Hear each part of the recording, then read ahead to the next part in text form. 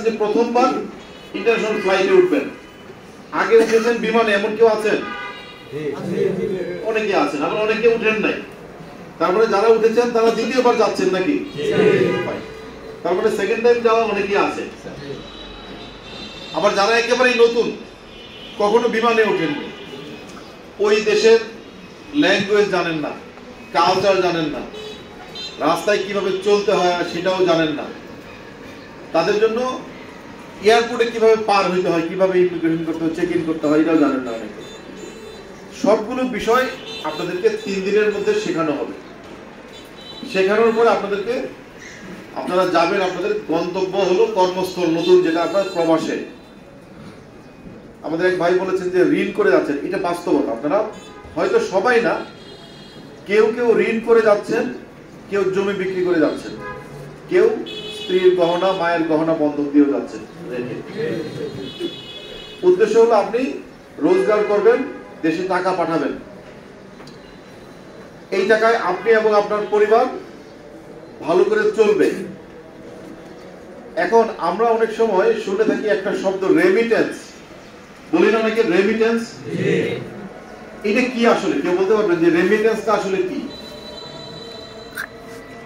যারা আগে গিয়েছেন, বিমানে উঠেছেন, বিদেশে কাজ করেছেন, যে আমরা কিন্তু সবাই শুনি রেমিটেন্স শব্দটা প্রচলিত না?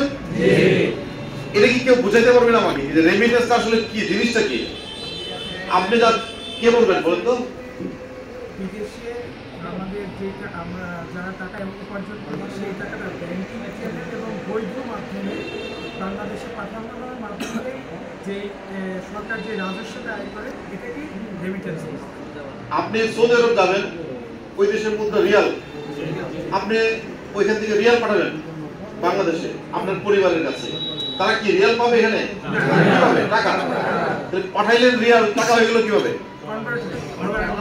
কিভাবে কনভার্ট হলো? ডলারের মাধ্যমে। তাহলে এটা রেমিটেন্স।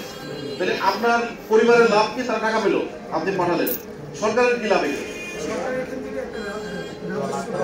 কিরকম রাজস্ব পেলে? আপনি ধরেন যে মাসে 1 লক্ষ টাকা পাঠালেন, সরকারের 1 লক্ষ টাকা থেকে কি পাবে? আপনাকে তো 1 লক্ষর সাথে আরো 2,000 2,500 টাকা বেশি দিবে না? আপনি 2.5 টাকা বেশি দেয় না? 2,500 টাকা হাজারে। তাহলে সরকার তো আপনাকে ওটা দিচ্ছে, লাভটা কি সরকারের?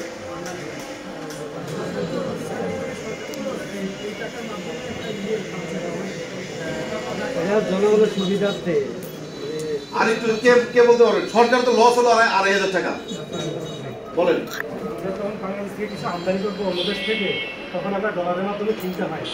এখন আমাদের কাছে যদি ডলার থাকে তাহলে কিন্তু আমরা অন্য দেশ থেকে আমদানি করতে পারবো।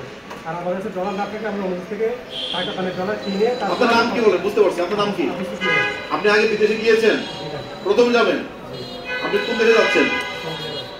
আপনার শিক্ষাগত যোগ্যতা কি? আমি অটোপাস করছি 2024-এ ইন্টারমিডিয়েট পাস করেছেন। 2024-এ এইচএসসি পাস করেছেন, আপনি পাস করেছেন, এটুকুই যথেষ্ট। কি কাজে যাবেন বলেন? ওখানে কি চাকরি ঠিক হয়েছে আপনার? আপনার ভাই আছে ওখানে, আপনাকে নিয়ে যাচ্ছে, বসেন। উনারটাও ঠিক, উনারটাও ঠিক, আমি দুটা মিলিয়ে বলি। সরকারের লাভের জায়গাটা উনি বলেছেন। আপনি যখন সৌদি আরব থেকে রিয়াল পাঠাবেন, পাঠানোর চ্যানেলটা হলো রিয়াল হবে ডলার, ডলার হবে টাকা। এই যে ডলার হলো, আমার দেশে কিন্তু রিয়াল আসবে না, আসবে ডলার। ডলার কে নিবে? বাংলাদেশ সরকার নিবে। ডলার তো ওই যে আমেরিকান যে কারেন্সি, হ্যাঁ, এইটার যে মূল্যমান আছে, এইটার বদলে যে $1 120 টাকা, 22 টাকা, 25 টাকা বাংলাদেশ সরকার আপনাকে দিয়ে দিবে। আপনার তো ডলার দরকার নাই, ডলার দিয়ে আপনি বাজারে কিনতে পারবেন কিছু? আপনার ডলার দরকার নেই, আপনার দরকার টাকা। আর সরকারের দরকার ডলার। কেন দরকার? এই ভাই বলছে যে আমার দেশের সরকার বিদেশ থেকে পণ্য কিনে আনে। কি কিনে আনে? চাল কিনে, ডাল কিনে। চাল উৎপাদন হয়, আবার কিছু কিনতেও হয়।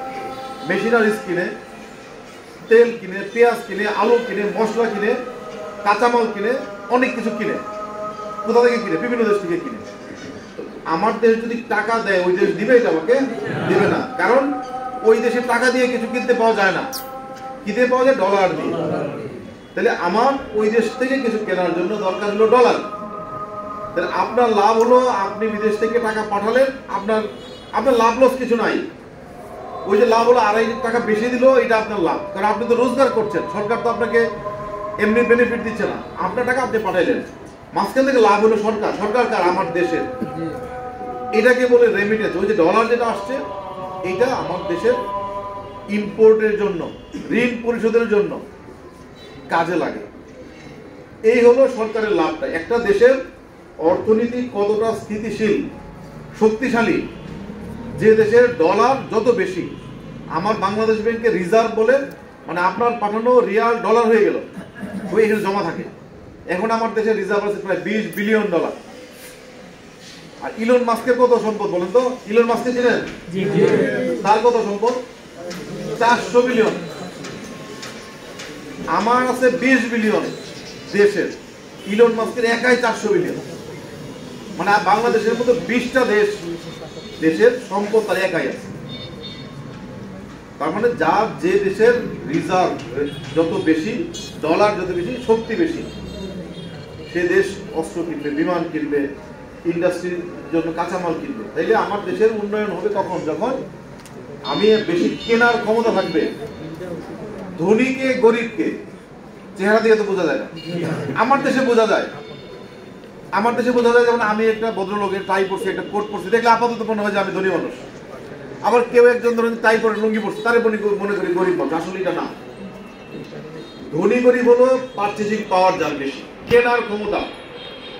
ধরেন যে আমার ক্ষমতা কম, বেতন পাই, যা আমার মাস চলে না, টাই আবার ঠিকই পড়ছে। আবার আরেক লোক লুঙ্গি পড়ছে, তারা আবার অনেক টাকা। লুঙ্গি ঝাড়া দিলে আপনার দেখবেন 10 লাখ টাকা পড়ে।